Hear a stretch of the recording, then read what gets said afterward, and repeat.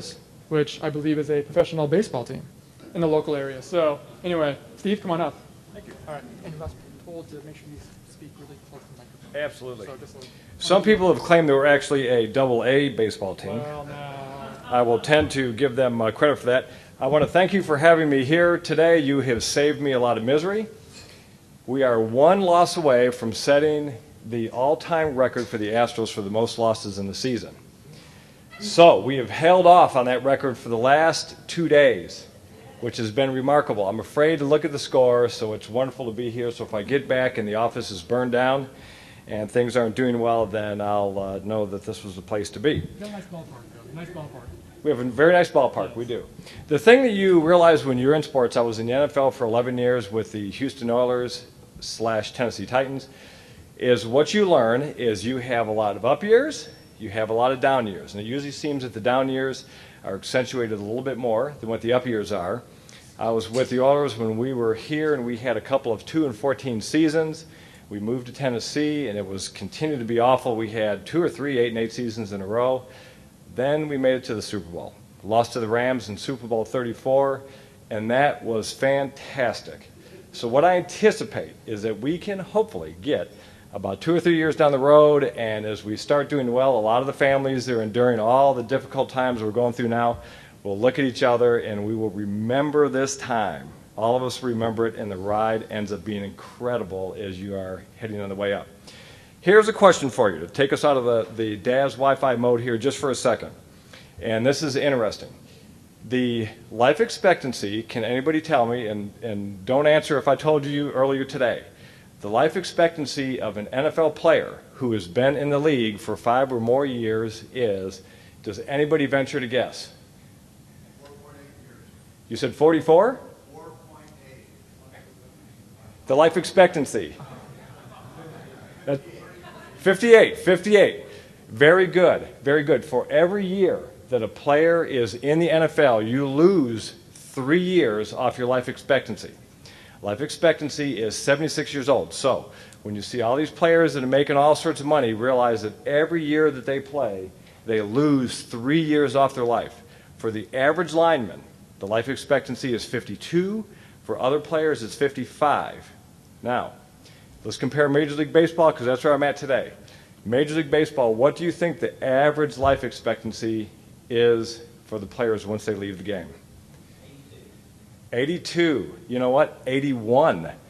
That is very good. So when it comes to our collective bargaining agreement with the players, we should probably factor that in, that baseball actually prolongs their life more than anything. Adds 6 years to their life. So like any profession that we all have, when you start looking at the stresses and everything else, there is always a price to pay. Baseball, we pay a little bit more. In football, the player pays. So anyway, when you watch a game, you can throw that fact out to your kids or friends that are standing around you, and then you'll look really, really smart. But with that, let's talk about the project at hand. Back in 2005, we implemented Wi-Fi throughout the stadium with Comcast. And let me tell you, this ended up getting a bunch of fanfare. They had pictures in the newspaper, local magazines. Cisco did a great article showing somebody sitting in the stands with his laptop as if he was really watching the game and typing away. I've come to find out, I started there in 2006, come to find out that virtually no one brings a laptop to the game. It's not the way that when people come to the game, they're getting away from technology. The last thing they want to do is to look up statistics and do stuff like that. So the infrastructure that was put in place was minimal at best. We had about 76 APs that were mostly in the concourse area, and it was for serving Airmark, our concessionaire, for a lot of their point of sale systems. But when it came to the customer being able to browse and being able to do the thing, it wasn't set up for really a lot of what we talked about today, and that was the smart device. The smart device is what is really pushing the limits for all of us, whether you're at a hospital or whether you're at a stadium. Within Major League Baseball, when you look at the stadiums that are wired today, we're looking at less than a third.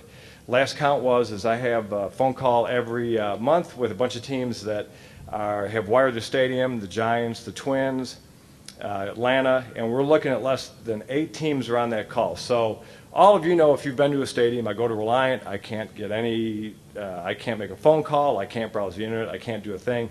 And that's pretty much the state that the game is today. We're about a third of the way there. So then once we hit in 2009, this is where we talk about the big inning, is we had the big event that occurred.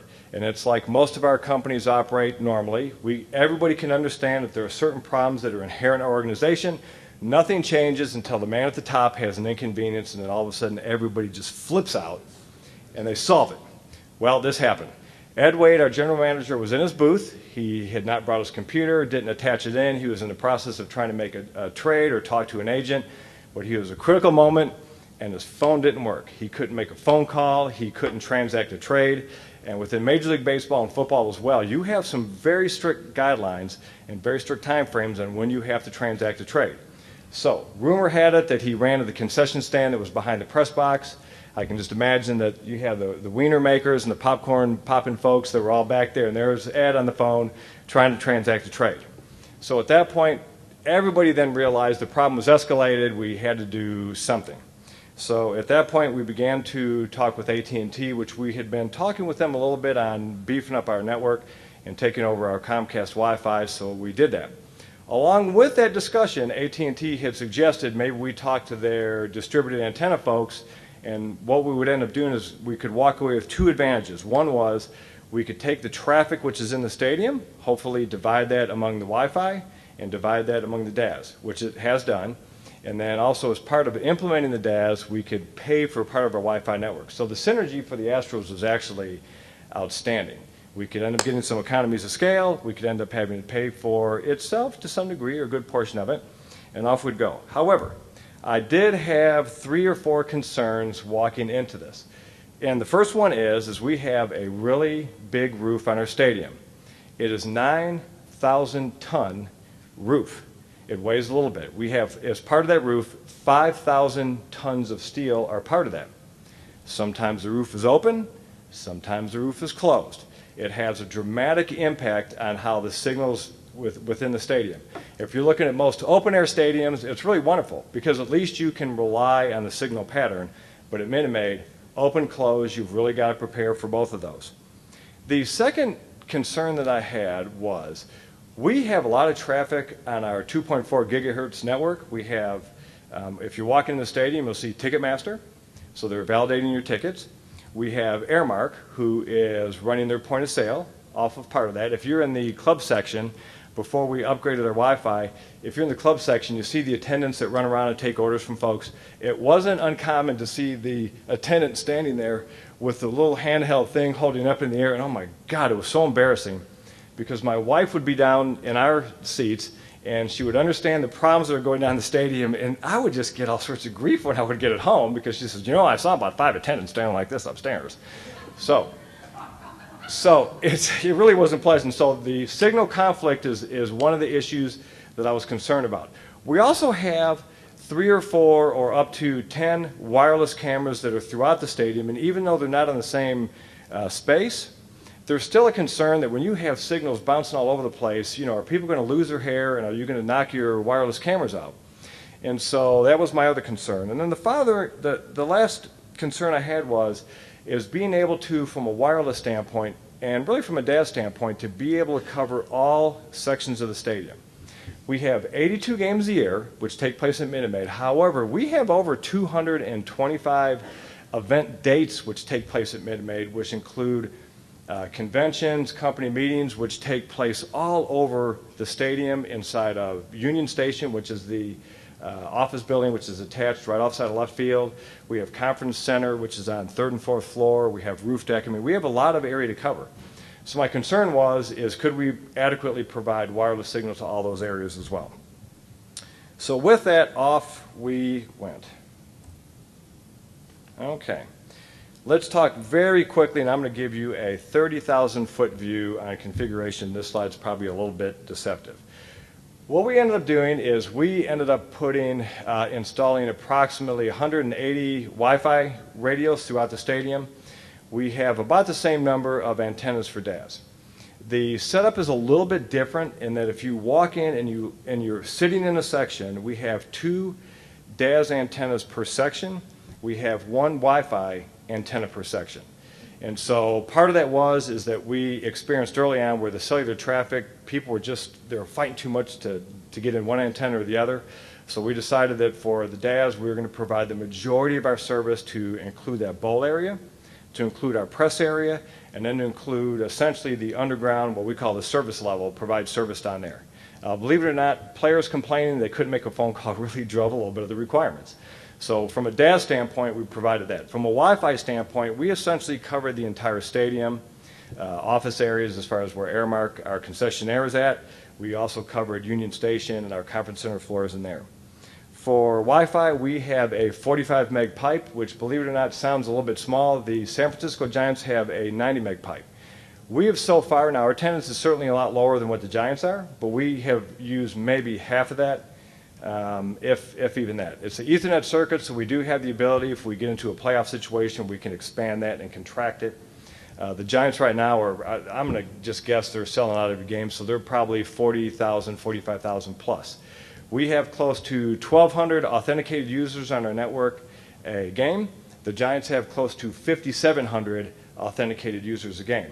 But by and large, from team to team, no matter where you go, you're looking at about 10% of the people that walk through the stadium are authenticated and using your network. And when they do use your network, they're using it on average for about 30 minutes. Now, the 30 minutes seemed a little bit low to me, but I discovered why. Because my wife and I, we go to about 50 games or plus a year. I'm supervising a group of folks. We split the games up, but still my wife just absolutely loves baseball. I hate to say she's a huge Phillies fan, so she's loved the last 2 days. When we were sitting in the stands, when I start working on my phone and start doing stuff, I noticed that usually my work starts at about the third, fourth, fifth inning when the game is getting a little bit slow and I'm getting a little bit bored, and I've noticed that's been the pattern of fans throughout the stadium. She begins to get irritated right around the middle of the fifth inning if I start at the fourth, and I kid you not. So I think that's what accounts for that 30-minute time period, is that at some point whoever you're with just gets tired of it, and then you go back to talking with them and spending time. So overall, that's from a configuration standpoint what we've done. Let's talk a little bit about the business of baseball and what we use our Wi-Fi for. We talked a little bit about Airmark. If our wireless system is down and our credit card transactions are being authenticated through it through Airmark, and we have a number of our point-of-sale systems which are wireless. When that wireless is down, we are losing. Now, some of you are with oil and gas companies, and so when you lose money, you lose it big time. But for me, this is a big number. We are losing $1,000 a minute. So every time when the wireless has gone down, and that's happened once this year, I have absolutely flipped out because it is $1,000 a minute. It is just ticking off the back of my brain until I get this resolved, that we are losing $1,000 a minute. So the wireless, from a standpoint of reliability and what it does, simply from a money-making standpoint, is absolutely critical. If people are using credit card at the game, then they're on average going to spend about 16% more. Part of the wireless of what we've done is we've also implemented what they call a loaded ticket, and that's where you can load value onto a ticket. You can go to our point of sale. When you buy an item, you simply scan the ticket, which has a little bit of an impact on the wireless. You can scan the ticket, and off you go. If the wireless is down, we end up no ability to use the loaded ticket, and we have all sorts of other problems. The two other things that we've been able to also use as products off the wireless is, if you go to MLB at Bat, they have a feature for Houston where what you can do is order food off your iPhone and then pick it up at a bypass lane, which is really nice. Now, today it's not very useful because when you're looking at 20,000 folks that are in the stands, pretty well you can get in and out of the concession stand very quickly. I see that as an advantage, to be perfectly honest, because our volume has been low enough where we've had the ability to test this and really work the kinks out, so by the time we get good, that's when you'll see it starting to be used. Probably not next year, probably 2013. We're going to have bigger crowds. People are not going to wait in the line, so they can order off their iPhone, and then they simply get there, they show somebody their authentication code, pick their food up, and off they go. The other piece that we're going to implement a little bit, I think early part of next year, is going to be an MLB portal, and that's where you can see a lot of the replays that you normally will not see in the stadium. Major League Baseball has a requirement right now to where you do not show controversial plays. The portal that is operated by MLB will show a number of those controversial plays. I don't understand it, but anyway, that's what they'll end up doing. Conference Center, naturally, we talked about that. With the 225 events per year, we will be able to use the wireless for it and have, and it's worked out tremendously. Concerts, we now can have social media day. I find these a little bit bizarre, but we will have, before the game, we'll have a lot of folks will sit there, and they'll be in one big area together. We'll bring a player out. Allison Footer, our social media director, will ask a question, and everybody twitters the answer. They're like sitting right next to each other. I guess they could just raise their hand and holler it out. But they will Twitter the answer in, and then whoever the player is who below will say, yes, that's the right answer, and then they get a picture with him or whatever. But we're able to do a lot of events such as Dog Day. We're being able to push our borders out where we validate and sell different items into different plaza areas. We can have social media day, concerts. And then the biggest thing that I wanted to do with our wireless is essentially there's this big competition for the entertainment dollars. How do we bring somebody from home where he has access to talking to his friends, watching television, and he can surf? And so what we wanted to do my biggest objective is to try to bring the comforts of home into the stadium. One of the things that makes me the happiest is when I'm walking around and I see people tweeting or Facebooking and they're taking pictures and they're dragging their friends who are off-site into the experience of the stadium. That's wonderful for me, because I'm hoping at some point that as the team performs better, that they want to come to the stadium and enjoy that as well.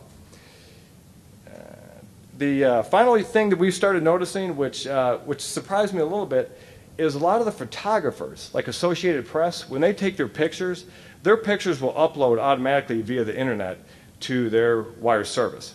And so you'll see two camera wells, which are essentially next to the dugouts on both sides. You'll see them taking pictures. Well, once we instituted the wireless, man, all the complaints have stopped. Man, they take their pictures, boom, boom, boom, off they go to the wire service. So the thing that I have noticed is nobody has thanked me for the wireless. Nobody has thanked me for the DAS. And this brings up a really interesting point, and that is that within our culture, that's expected. I was asked a couple of questions as to, do we charge for it? We really can't. That's part of what we provide to the fans, and that's part of our inducement to try to compete with the other entertainment dollars that are out there. Let's just try to provide the comforts that you have at home, and let's bring them into the stadium. But nobody's thanked me for it, but I think it's just a sign of the times. That's it. Oh, thank you very much. Okay, postpartum. I hope you don't think that I've drunk the AT&T Kool-Aid, but I'm very opinionated with them. When I don't like what they've done, I really, really get mad, and I like to yell at them. So I hope there's nobody from AT&T here, because you're going to hear something positive, and I don't want to give them the impression that I have anything good to say. They did a wonderful job. They did an absolutely wonderful job when it came to rolling out the wireless, rolling out the DAS. They were under some really, really tough time frames. When we have a game at 7 o'clock, they have to be out, cleaned up, and totally out of our stadium by 3 o'clock in the afternoon. When we have a day game, they can't show up. So we had essentially, AT&T had two crews operating simultaneously, the Wi-Fi and the DAS folks, coming in at 3 in the morning, on some occasions, leaving at 12, leaving at noon, leaving at 3, whatever the time frame is, and they did a wonderful job. They were like a bunch of church mice. They came in and left, and we did not notice them. Hats off to them on that. They did a fantastic job. However, when I look back, if I have to say there's any advice that I give to my counterparts throughout the league, and I talk to them quite often, what would I tell them? And I'm not sure how you apply this advice to the customers that you work with or where you're at, because it may just be a little bit different. But here's the observations and the advice I would give them. First thing is, I would make sure from a support standpoint that you find out who your technician is who monitors your stadium. What AT&T did initially is they gave us a generic number to a network operations center. We call there, and let's pretend that our wireless in the media area was totally out. I just don't want our media to say bad things about AT&T. And what they would do is they'd say, well, I'll tell you what, we'll have a technician out there within 24 hours. For a stadium, it doesn't work. We've got a 4-hour event, and we have got to be running hell or high water the entire 4 hours. So eventually, our technician, we have one guy who essentially monitors our site the entire time. I got his phone number, got his email address, and with that, the support issues completely went away. So I tell my counterparts, make sure you get the home phone number, the email address, and whatever it is of the guy who's supporting your site, and make sure that you have him in your hip pocket. Second thing would be is for on-site monitoring. AT&T is really reluctant to give you a console where you can see interactively what's going on, where you can see what APs are up, which ones are down, where your choke points are at, and I would say build that in as part of the contract. Interesting thing that we've noticed is in the third, fourth, fifth inning, if you're trying to authenticate on the network, it can take up to 10, 15 minutes. And so that's an issue right now that we're working with. The Giants had that problem to some degree, and AT&T feels like they've solved it there. But if you come to our ballpark, that was one of the things that was a little disappointing, so we're now in the process of working that out. Additional carriers. This is a little bit of a sore point. When we put in this vendor-neutral DAS, AT&T essentially says, hey, we're going to give it 6 months and we're going to start bringing in other carriers, but we've noticed that they've really dragged their feet on that. We really need to have other carriers brought in, and I understand that they want to make sure that everybody has a great AT&T experience and has a real lousy Sprint or Verizon experience, but at the end of the day, we're just here to service our customers. And so I would end up putting in a contract when they're bringing in the DAS that you have a time frame for making an honest effort for bringing other carriers. We have Verizon has a separate point of presence there with us. Sprint does not. T-Mobile does not. And so I think that if I had to do this over again, I would end up sticking that in the contract. Congestion. It's a fact of life when you jam 45,000 people into a venue. I don't care how much bandwidth you have. I don't care how many APs you have. I don't care how many cows you have outside, that you are going to end up having a lag. Cowboy Stadium is a great example. I remember before the Super Bowl, I was licking my chops because they had touted this as they will not have a problem, and they just bit the dust. And I think that's just really the thing that you have to, from an executive standpoint, massage the expectations of everybody who's around you, is to realize that when you cram the stadium with 45,000 people, it's a little bit of a wild card. You're going to have congestion. A great little story. When we opened up this year, turned in our DAS first game, and so our technicians are talking, and San Francisco has AT&T Park. AT&T Park took a dump that first night, and so it was really kind of neat that we have half the APs that AT&T Park has, and they were down and we were working, so I really got a good one against the guys working for the Giants. The iPhone. Interesting thing about the iPhone in the stadium, and this is the only phone that I've noticed this. If you have both Wi-Fi on and you have DAS on, your phone tends to lock up. Research this way up the line on the AT&T side, and on the Apple side, we tend to believe, and this is on the iPhone 4 and the 3, we tend to believe that it's actually the phone itself, the actual instrument. So cross your fingers, but I found that to be an interesting observation. So what we've had to tell a lot of our compadres in the media is that when you come there, if you don't need your phone, just put it in airplane mode, throw it on the Wi-Fi side, and everything seems to act just fine. Not that Apple could ever have anything wrong with their phone. The thing that we're afraid of right now is the impact of things such as we've already heard today as far as Netflix, Slingbox, and the iCloud. The iCloud is one that scares me a little bit. And so what happens when people walk in our stadium? How can we control that? Now, to be honest with you, I really encourage the Slingbox because MLB doesn't give us access in-house to show the close plays at first. I've got my Slingbox on the entire time. So as the play takes place about a minute later off my Slingbox, I'm watching that play off my phone, and I've got a host of people in our section. They're all huddled around me looking at this little bitty phone so they can see the replay, and then we can make the call on it. But that's really going to be a wild card next year as more and more people begin to connect to the network. What's going to be the impact of the iCloud and those other type things, and how can we control that? Okay. In the end, who's driving the bus? And this is the point I want to drive home, because I know here we have some vendors, we have installers, we have customers, we have a host of cross-section of people here. At the end of the day, it's really about the customer. We went through a hell of a lot of work to try to get this network in, to negotiate things and get all the pieces in. And then when we turned it on initially, we had to work out a lot of the things. And what we really had to keep in focus is the fact that at the end of the day, the customer was the one driving the boat, and if we're to attract them to our venue and do well from an attendance standpoint when the team is doing bad, We have to provide the comforts they get at home in the stadium. Believe it or not, we have the worst record in Major League Baseball. However, we are sitting around 17th in attendance. So though our attendances went down, there's something that's going on economically that we're all aware of. But at the same time, I think competitive-wise, we stayed up with the rest of our competitors. So with that, what I want to do is to show you a quick little film clip. Some of you may have seen it. It's from the movie In a League of Their Own, and it's about the Rockford Peaches. They played professional baseball, women's league, true story, 1943. And this is a little interaction that's going on between Gina Davis and Tom Hanks. And if any of you watched the movie, I love this piece. And it shows when Dottie Hinson, who is played by Gina Davis, is walking out, and she's getting ready to jump in the car, and she's leaving the team. She's quitting baseball. And Tom Hanks is a little bit disappointed. So with that, let's hit this and see if it works.